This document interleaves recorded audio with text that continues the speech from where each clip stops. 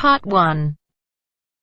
You will hear a telephone conversation between a receptionist who works at a house renting agency and a man. First, you'll have some time to look at questions 1 to 4.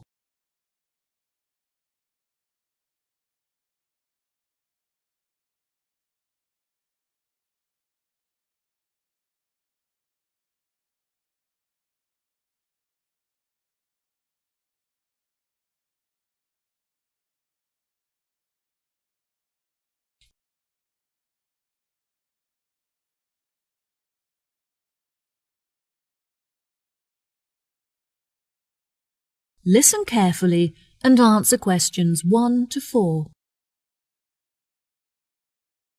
Hello, how can I help you today? Yes, hello. I'm just phoning you as I have seen an advertisement on your website for a property that I'm interested in renting. If possible, I'd like to find out some more information before I organise a viewing. No problem at all. What is the address of the property that you'd like to inquire about? It's 21 North Avenue.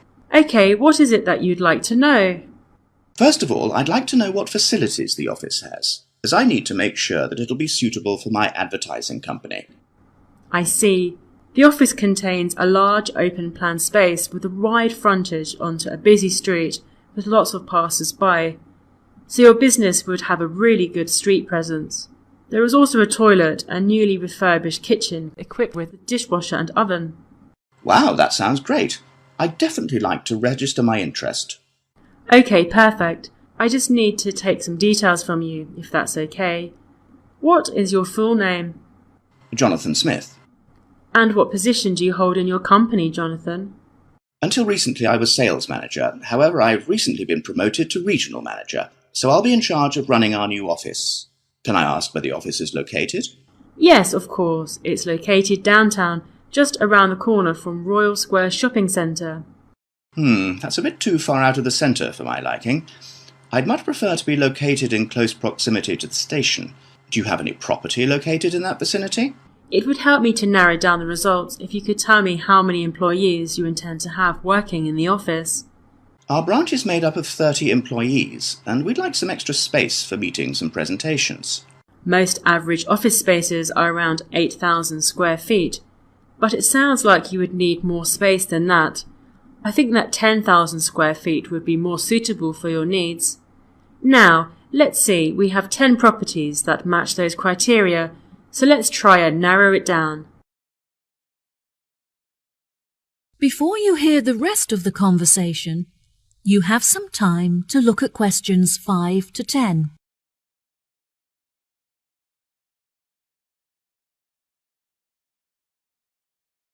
Now listen and answer questions 5 to 10.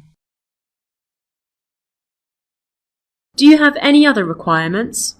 Well, we'll need access to the office 12 hours a day, but security should be 24-hour. We don't hold any money on the premises, but it's crucial that we protect our customer information against theft. Okay, anything else? Yes, ideally I would prefer the new office to be split over 2 levels, so that the working office area is kept separate from street level. That will enable us to locate a reception at ground floor level to welcome customers when they arrive. And are there any particular facilities that you need? Our employees work very hard throughout the day, and I want to make sure that they're well nourished. It would therefore be ideal if I could provide them with a kitchen to cook hot meals at lunchtime. Would you want the kitchen to be located at first floor level with the office? No, I don't want the office to be filled with the smell of food. It would be better if the new office had a basement where we could locate the kitchen and staff room area to keep it at arm's length from the workspace. Okay, I have now narrowed the search to 2 available properties. Do you have any other requirements that could narrow our search down to 1 result? All of our office staff will be working at desktop computers, so I'll need the office to be equipped with at least 40 power sockets if possible. Anything else? Studies have shown that exercise is very important for maintaining happiness and healthy brain function. In an office environment, it's very difficult to get sufficient daily exercise, so it would be great if they had access to a nearby exercise area. One of the available offices is located next door to a gym. Would this be suitable? Yes, absolutely. A gym is exactly what I was thinking of. Brilliant. Do you need the office to be furnished? I don't think so. I already have some furniture, so I would prefer to bring this myself. That's no problem at all. And before I forget, we will definitely require Wi-Fi access, as much of our work and customer recruitment is carried out online. No problem. It sounds like the property will suit your needs perfectly. I've taken the liberty of booking you a viewing at 3 p.m. on Thursday, so you can see it for yourself. Is there anything else I can help you with today? No, I think that's all the information I need. Thanks very much for your help. No problem. It's been my pleasure to be of assistance. Goodbye. That is the end of part 1. You now have half a minute to check your answers.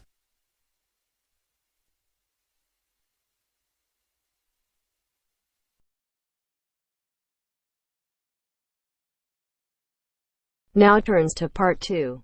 Part 2. You will hear a tour guide giving a talk about a relaxation centre. First, you'll have some time to look at questions 11 to 14.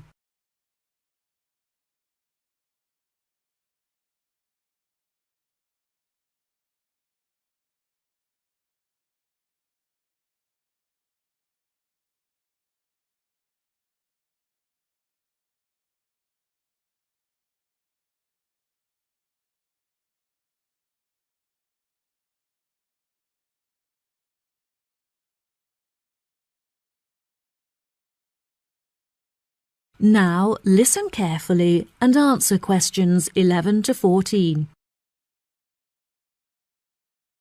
Hello everyone, my name is Sally.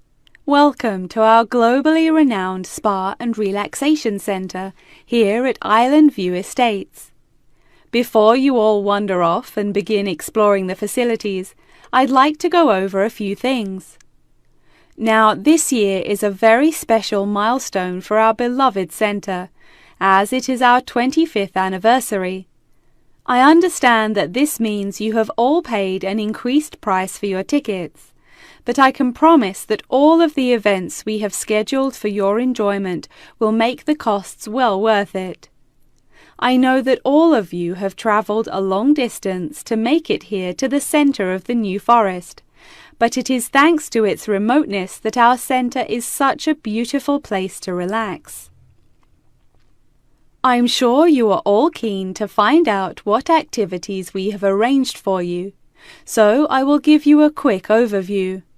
Tomorrow we have arranged for you all to participate in a yoga session for the duration of the morning, followed by a day of relaxation at the pool, where we have ample sun umbrellas to protect you from the sun.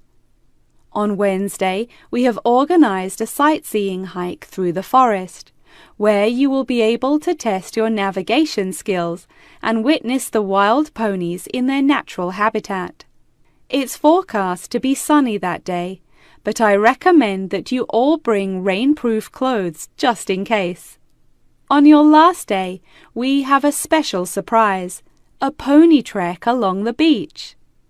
We ask that you all wear full-length trousers and that all women have their hair tied up in a ponytail.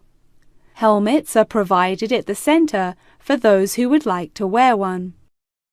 There are a couple of beautiful attractions here at the centre that you must all be sure to visit before you leave.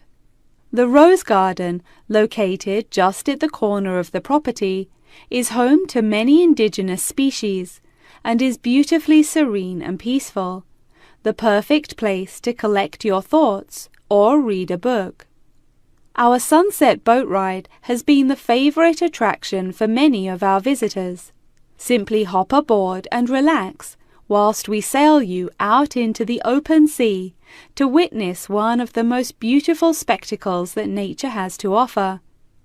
Last, but certainly not least, is the freshwater pond, which serves as a watering hole of sorts.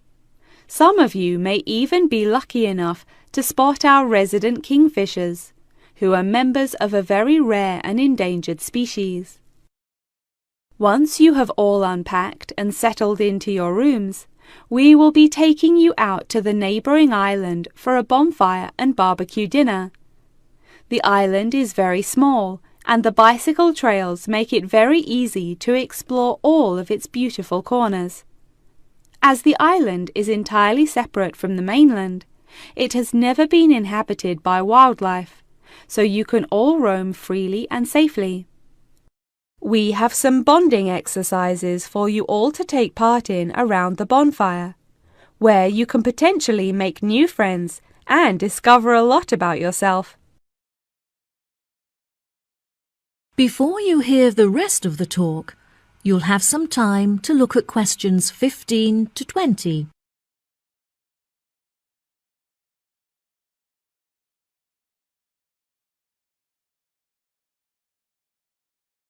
Now listen and answer questions 15 to 20.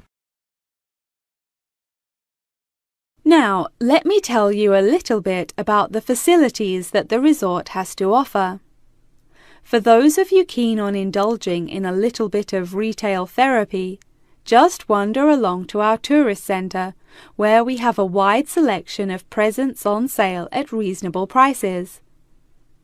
If you are feeling more drawn to the natural surroundings and scenery, I recommend that you take a trek up the mountain, where you can enjoy the panoramic outlook from the peak. For a bit of cultural indulgence, why not pay a visit to our small on-site theatre, where you can enjoy watching a range of movies and check out some works by our resident street artists. Just a 10-minute walk down the road is the local art museum, where you can roam around the sculpture courtyard or admire the many artworks on display. Here at the resort, we are incredibly lucky to be located right next to a nature reserve, where many species of endangered wildlife live in the pond. Just on the bank is a small hut where visitors can observe the fish and birds in their natural habitat. Now, if any of you are interested in history, you have the very interesting opportunity to visit the ancient building at the south side of the grounds. The building is now a museum. However, it originally served as a jail for those charged with crimes of treason against the royal family. Well, that just about rounds it up. Now, if anyone has any questions? That is the end of part 2. You now have half a minute to check your answers.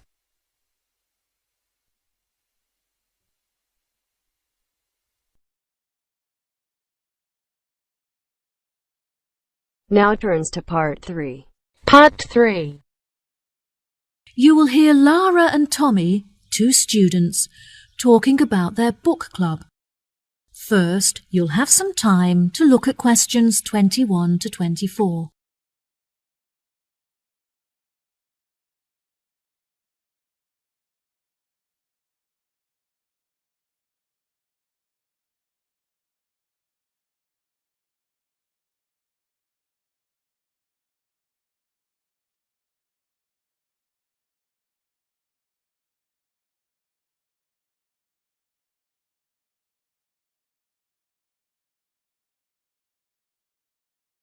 Now listen carefully and answer questions 21 to 24. Hi, Tommy. I haven't seen you for ages. How have you been? Oh, hi, Lara. I'm great. I've just joined a local book club that meets every Wednesday, and I'm really enjoying it. Next week, we're discussing the novels of Charles Dickens. I'm really looking forward to it, as he's my favourite author. Yes, absolutely. His novels are wonderful. I attended Dickens Book Club too. Would you like to do a practice session with me in preparation for your meeting? Sure, that sounds great. Let's start by discussing the main characters in David Copperfield and the ways in which they're affected by the events of the story as it develops. What do you think of Rosie? I think that she's a really sweet character in the beginning, but as the story progresses, she becomes bitter because of how her relationships had turned out in the past. That's true. Her sisters all marry and live happily ever after, but she ends up alone. It is very interesting to see how deeply the change in her personality affects her relationships. What is your opinion of Florrie? I find her very manipulative. She seems intent on seeking attention, so whenever she wants something from her family members, she persistently acts in a very silly manner, just like a kid. Unfortunately, many people do not realise this, and so they give her the attention that she's seeking, which only encourages her to continue behaving this way. Yes, Florrie is the complete opposite of Lizzie. Lizzie is very sensitive, and she has a true perceptiveness into how people are feeling and how they behave, which enables her to act appropriately towards them. She is very kind and generous and cares about how people feel. That's true, and I really like her character too. My least favourite character is Estelle, because she acts so selfishly and gets enjoyment from making others suffer. Unfortunately, there are many people like her in the world who intend to make others feel like this. It's interesting how you can associate so many of the characters with people that you know in real life. I think that the reason why Dickens is so good at creating deep and believable characters is because he understands human mentality. Before you hear the rest of the conversation, you'll have some time to look at questions 25 to 30. Now, listen and answer questions 25 to 30. Absolutely.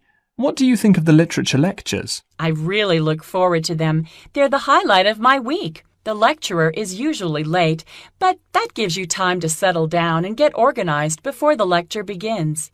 Do you have a discussion period at the end? No, I don't think so. We're meant to, but since the lectures often begin late, this means that there is no time left for a conversation about the lecture. I think this is a real shame, because it really helps you to gain a good understanding of the books when you hear other people's opinion of it. What about your lectures? My lecturers have very good organisation skills, so their lectures are well organised and packed full of information. They always leave enough time at the end for consideration, when everyone is really quiet and we reflect on the lecture in our own minds before we open up for discussion. This really helps you to gather your thoughts and absorb the information from the lecture. Oh, that sounds brilliant. Do you think there is anything that needs to be improved? My experience of the course overall is really brilliant, but I feel there are many improvements that could be made to it. The IT support staff are great, but there are just not enough computers available for the numbers of people that need to use them. Every time that I need to use a computer, I have to queue up for at least 15 minutes. I find that the librarians are really helpful and approachable. However, the equipment is just not good enough. Whenever I need to use the photocopying facilities, for example, most of the machines are really old and slow, which means that you have to wait for ages for them to work. It's really frustrating because I'm often stretched for time. Perhaps we should start a petition to encourage the university to improve their facilities. That sounds good. What do you think of the group discussions? I really enjoy them. Since the class groups are so small, everyone gets to have their say and contribute thoughts to the conversation, so the classes are really effective. The only issue is that it's very difficult to find an opportunity to meet up, since everyone has such busy schedules. Yes, definitely. In our class, we pass around a ball, and only the person holding the ball is allowed to speak. Each person is only allowed to speak for a minute at a time, which helps us to make sure that we use the class time fairly, and it also makes the discussion more fun. That's true. It's been really great catching up with you. Thanks for your help. No problem. Good luck at your class. Bye. That is the end of part 3. You now have half a minute to check your answers.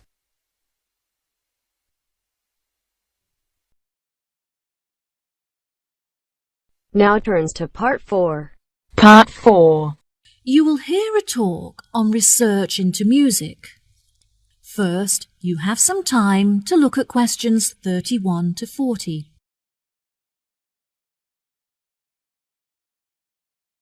Now, listen carefully and answer questions 31 to 40.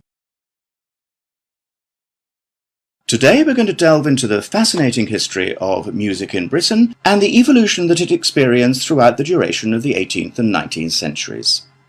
During the second half of the 18th century, Britain experienced an industrial revolution, during which its manufacturing industry underwent a major transition from hand production methods to the use of machinery. This sudden boom in the industry drew thousands of people into the cities, where they knew they'd be able to find jobs in the factories, working with or maintaining the machinery. This sudden influx of people into the cities did not just come from the surrounding countryside, but also from other poorer nations in search of a better life. Between 1800 and 1900, the population of England increased by 4 times. This mass immigration from different nations and areas of the country resulted in a variety of cultural influences meeting and mixing to form a new, more diverse culture. With this new culture came a new style of music. Prior to the Industrial Revolution, music had originally been written to reflect the hard, labour-intensive life in all kinds of industries when all work had to be done by hand. Most people resided in small rural communities where their lives revolved around farming. Life for the average person was difficult, as incomes were meagre, and malnourishment and disease were common.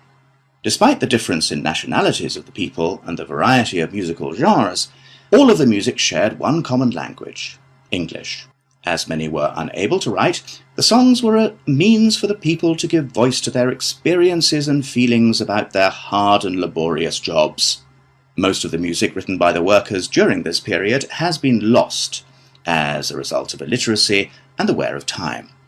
Now, you may be asking yourselves how these small musical works were formed. The roots of most of these groups can mostly be traced back to the younger members of the working classes, who were perhaps rebelling against the inferiority of their living and working conditions compared to those of the upper classes.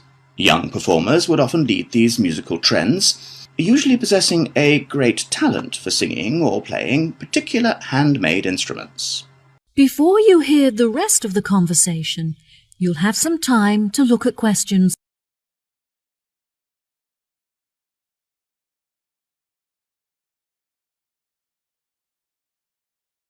Now, listen and answer questions. As time progressed into the 19th century, these musical groups had gained much notoriety and would hold small performances in the street for all to watch. It was perhaps their blind optimism and rebellious spirit that led them to become so popular with their audiences, which were usually made up of the poorest of the poor. Despite efforts by the upper classes to put an end to these musical traditions, they continued to gain popularity and flourish. By the late 1870s, they had evolved past the barrier of the social echelons and gained access to the middle class. Performances were held in proper establishments such as village halls, and some were even ticketed, with audiences paying a fee for the privilege of watching. Music produced by these groups were better recorded, and some is still preserved today in museums. The music of these groups may not exist in the present day, but its influences are still clear if you look closely enough. In classical culture, for example, many of the themes and theatrical performances are still based on the lives and experiences of the working classes both prior to and following the Industrial Revolution. The novel entitled Les Miserables by Victor Hugo, for example, is a novel about the French working classes and is still widely popular today. The original recordings of the music written during these periods are now hugely valuable due to the demand from avid collectors and enthusiastic fans. Many of these recordings are publicly owned and displayed in museum exhibits. However, a selection are still privately owned and occasionally appear for sale in auctions, often reaching prices in the hundreds of thousands. Well, that just about wraps the lecture up for today, so if anyone has any questions... That is the end of part 4. You now have half a minute to check your answers.